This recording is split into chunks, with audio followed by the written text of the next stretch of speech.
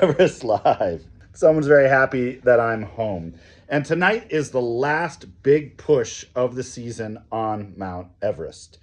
There were some attempts last night, but the winds were too high. People are now pushing up from Camp 4 as we speak. It's a great time to go check out some of your favorite end of the season climbers like Justin Sackett or Kristin Harila. They're trackers you can find on their Instagram pages, and they're all pushing up towards the summit. What we're seeing is this is the very last weather window as the SPCC will be closing the ice fall, removing the ladders, taking out the infrastructure on the 29th, and everybody needs to make it down safely. So in terms of what to watch, like I mentioned earlier, you've got Kristin who's trying to complete her Triple Crown. It won't be without oxygen because she used oxygen on Lhotse. Justin Sackett's trying to do his no O2s ascent, but he's been dogged by sort of a stomach cold. However, the last reports are that he is in Camp 2 and he's pushing on.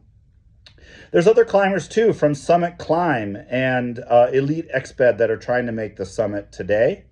And then, of course, the last two big questions are Karl Egloff and Tyler Andrews. Tyler, as you know, made an attempt at the fastest known time without oxygen, but given the high winds and difficult conditions, he went on oxygen at Camp 2. He still didn't make the summit, so he's going back down and is going to try for a no O2s attempt again. This is a little bit controversial, as many of you know. When Ryan Mitchell went on oxygen for medical reasons, it was sort of stated in the internets that by using oxygen at any point in an expedition, then you can't call it a no O2s ascent. However, Tyler has been talking with the Himalayan database, sort of the unofficial official referee of all this stuff, and they have sort of given him the green light to make another O2-less ascent. Karl Egloff, on the other hand, has been training at Pumori Base Camp, has been running around. I'm sure he hasn't announced his climb, but it's got to be now, or very close to now, for him to make it before the season closes.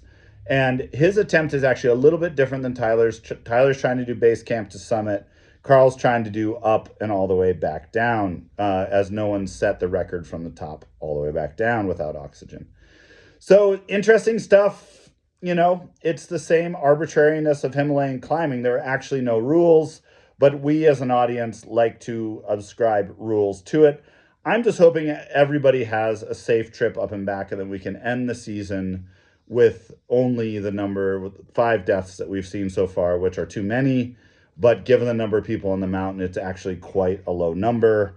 And I just hope that that number doesn't go up. Another person to watch is Josh from Project Unbreakable, who has been laconic or not very talkative about his goal of the world's highest base jump. But he has pushed up above Camp 2 in theory. And we might be seeing something. We might not. Nobody knows. They're not sharing a ton of information. But if we ever hear anything, we'll certainly let you know here on Everest Live. Talk to you tomorrow.